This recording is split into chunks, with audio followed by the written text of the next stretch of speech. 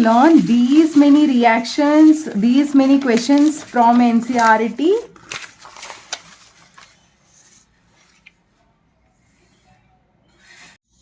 Hi students, I'm your Komali ma'am.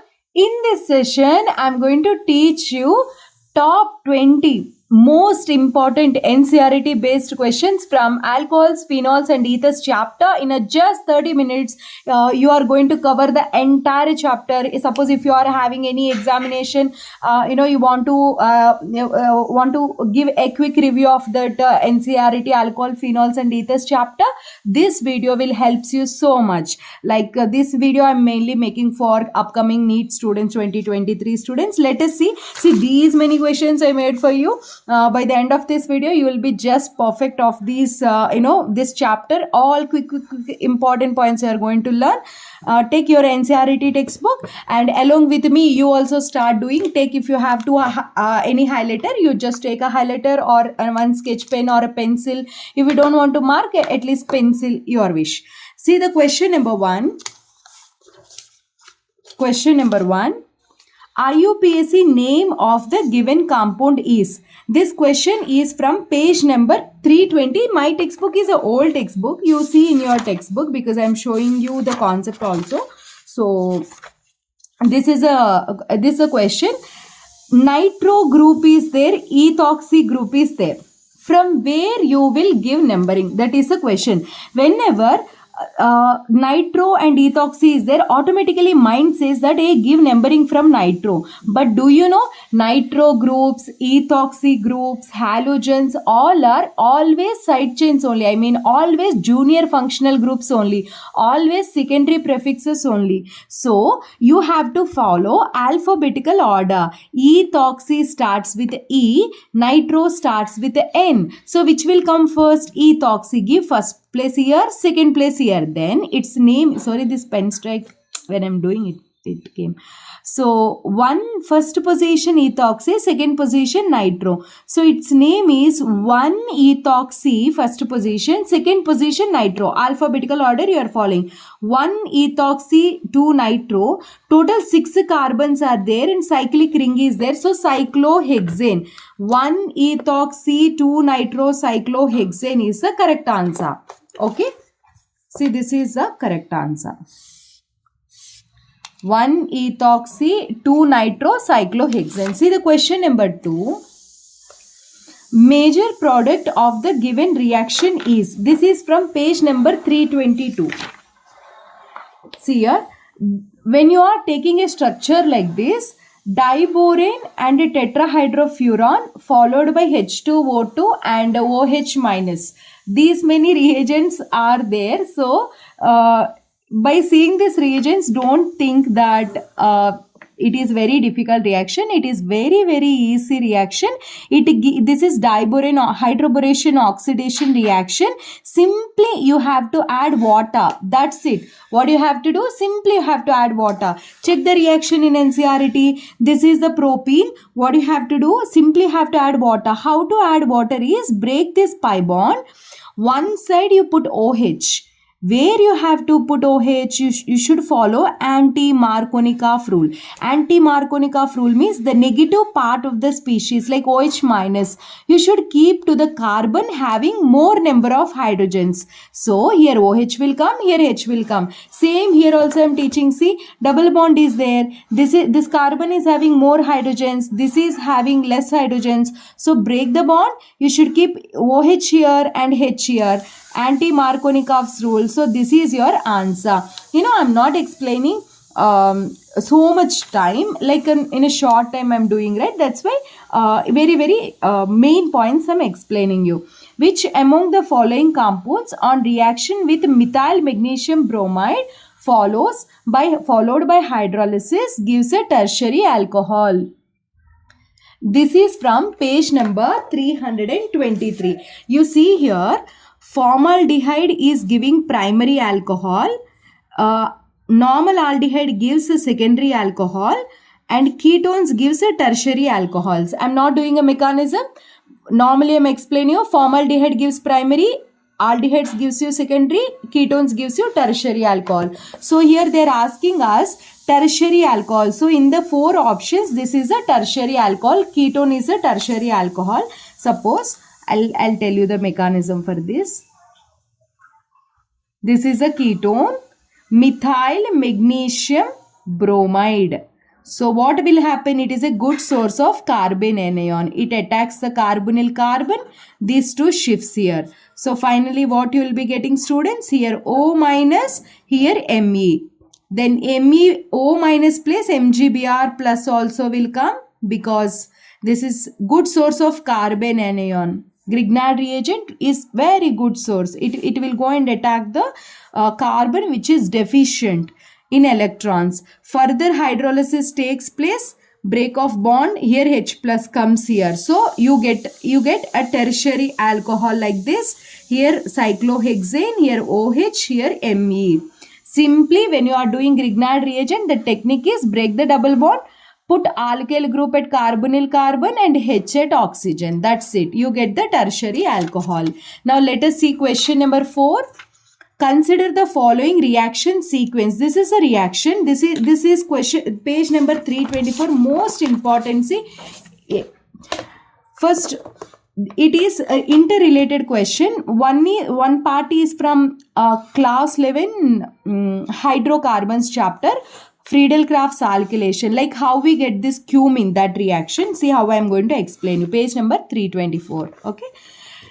First take alkyl halide and treat with anhydrous AlCl3. Anhydrous AlCl3 is electron deficient. Whenever you treat with this halogen, it accepts this and generates the carbocation.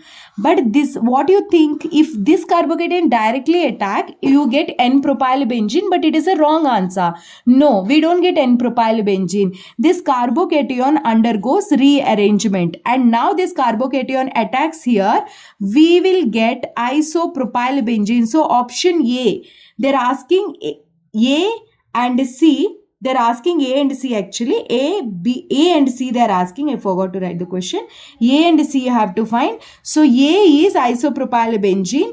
And further you do oxidation. When you do further pass air, then this is isopropyl benzene, right? Which is also known as cumin. When you pass oxygen, this O2 gets inserted between these two, carbon and hydrogen. You see here, after that ring cleavage takes place upon acidification, upon treating with a dilute acid. So here bond breaks, here bond breaks. Simply to say, this OH comes and attack on benzene ring, we get phenol, and here we get acetone as a, this bond breaks no radical. For example, this bond break radical. Both radicals form, bond will form acetone, CH3, C double bond or CH3. Both are like, this is actually side product, but this also we get in good amounts only. So phenol and acetone are the side products. Now the question they're asking is, this is acetone. Now one is phenol, this is isopropyl benzene, cumin, another one is phenol. So this is option 1 is the correct answer. Got it? See the next question. Question number 5. Most acidic compound among the following. This is from page number 329. You can observe here 329. They were asking most acidic compound. See here. If any electron withdrawing groups are present, then these electron withdrawing groups increases the acidic characters. Here, presence of electron withdrawing groups such as nitro group enhances the acidic strength of the phenol. In this, whatever the examples they have given, phenol is there. Okay. Alcohol, this is. Obviously, alcohols and phenols, phenol only. Once again. So in this, here phenol is there, here alcohol. Generally alcohols and phenols are more acidic. Got it? Now this is not there. And here electron releasing group is there. If any electron releasing group less acidic, then phenol is there, nitro group is there. Any electron withdrawing group like nitro increases the acidic character. Why? Because nitro group draws the electrons from the ring in turn draws from oxygen draws the electrons between oxygen and hydrogen, then hydrogen goes out as a H+. So this is more acidic in nature. Is it clear? If you find this video is helpful for you, please hit on like. And see in the next question, when salicylic acid is treated with acetyl chloride, super tip I'm going to tell you. This is a structure. This question is from page number 330. I'll show you. Mine is old one. You see in your textbook. This is salicylic acid. Okay, salicylic acid is having COOH as well as OH. When you treat with either acetic anhydride, you can treat, or you can treat with acetyl chloride, you can treat. Whenever you treat like this, then what happens is one H, suppose this H and this Cl goes out as a HCl, or this H, this Cl goes out as a HCl. Then students feel confused and difficult in examination, like which H and which Cl goes out, either this H, this Cl, or this H, this Cl. This is the doubt you will be getting. So what I want to tell you is, simple tip I'll tell you, this is acid derivative. Acyl halide is acid derivative. This is also acid. This is also acid. This is also acid. So there will be no reaction. So this is alcoholic H, this Cl, both goes out, HCl. COH remains as it is because this is acid, this is also acid derivative, no reaction. Then remove this H and Cl, keep this C double bond to CH3 exactly to this oxygen. Then this is called as acetyl salicylic acid, which is also known as aspirin. So what is your correct answer? COH remains as COH only. So these two options are incorrect. COH remains as COH in these two. Ortho position only OH, H plus COCH3 is coming. So option 2 is the correct answer. See how nicely you are covering the chapter. You know, the alcohol which will react at a slowest rate with concentrated HCl and ZnCl2 is. It is a good recap of NCERT. You know, I'm sticking to NCERT. I'm not teaching anything other than that because it's NCERT sequence. So I'm strictly following that. The alcohol which will react at the slowest rate. See, this is called as a Lucas reagent. Repeat Lucas reagent, students. Concentrated HCl and ZnCl2. One more time. Concentrated HCl and ZnCl2. Anhydrous ZnCl2. If you take this mixture, tertiary alcohols gives immediate turbidity. Secondary alcohols gives turbidity in 5 to 10 minutes. And primary alcohols gives turbidity in 30 minutes. Means slow reaction is with the primary alcohols. In all the options, fourth one is a primary alcohol. See, this is from page number 330. They were telling you with the concentrated HCl and ZnCl2, turbidity is produced immediately with the tertiary, and primary produces turbidity very late, or it don't produce at room temperature, they were telling. So option 4 is the correct answer. See the next one, question number 8. When tertiary alcohol is treated with copper at 573 Kelvin, then what happens? See here, this is one of the page number 332. It is one of the dehydrogenation reaction. When we pass primary alcohol's vapors through copper, remove 1H, you get aldehyde.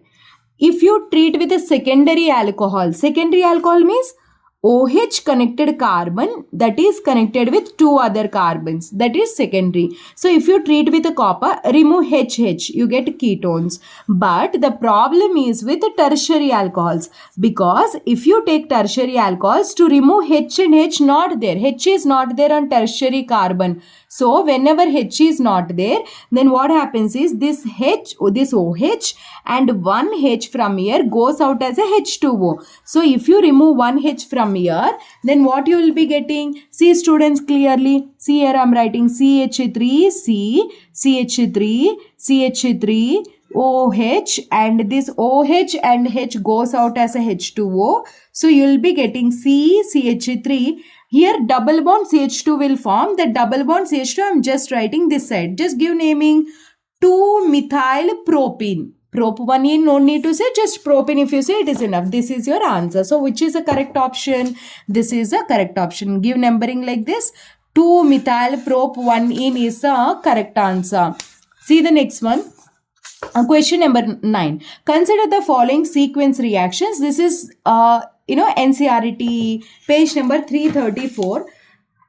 334. Before going to do this reaction, first amines chapter and this aniline's interrelated question it is, whenever we treat aniline with HNO2, because HNO2 we can't prepare, we can't store, so we can prepare by using NaNO2 and HCl in situ reaction, means we can prepare inside the laboratory instant. When you do diazotization process, first we will get benzene diazonium chloride. This process again I'll teach you when I discuss amines chapter. Next one is when you treat with water, here we get phenols. Now this phenol, if you treat with bromine in water, this is there in page number 334. See how the questions will come, most important. Phenol, when you treat with bromine in carbon disulfide, we get ortho and para products. Important. When you treat bromine with phenol with aqueous solution of bromine, we get 2,4,6 tribromophenol. Actually, why it is like that? Here what we get? Tribromo product. See here what students? First take phenol and treat with bromine. Actually, this is halogenation reaction. Hallucination reactions takes place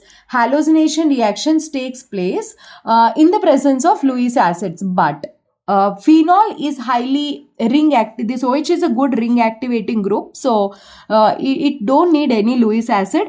Just bromine can do, and a solvent to dissolve it. Then non-polar solvent, what happens is just we get ortho product and one para product. But whenever we take bromine solution, aqueous bromine solution, whenever you take aqueous bromine solution, water will be there. This phenol will dissociate into phenoxide ion and water. This phenoxide ion is a strong ring activating group because O minus charge, it involves in a resonance. It activates the ring so much. Then it shows it involves in electrophilic substitution reaction more. That is the reason not only at ortho position or para position we get the product ortho, two ortho positions and para also. White color precipitate will be formed. 2,4,6 tribromo product is the answer. See the last question. In coal-base reaction, electrophile is used. Which electrophile is used? See the coal-base reaction. Page number 334. In coal-base reaction, weak electrophile is used, that is carbon dioxide. One time let us see the reaction of coal-base. Take a phenol and treat with sodium hydroxide. Then this OH and H both goes out as a H2O. We get sodium phenoxide. Next, treat with a CO2. Actually, CO2 structure is like this, no? CO2, double bond O. Then the double bond O I am breaking, plus minus. This carbon goes and attack here, for example. Then we get COO minus. Then later H plus goes here, acidification done, we get this 2-hydroxy benzoic acid. I'm not explaining you so clearly mechanism. Can you recap your previous knowledge? What is a salicylic acid IUPAC name, children? Tell me. Repeat.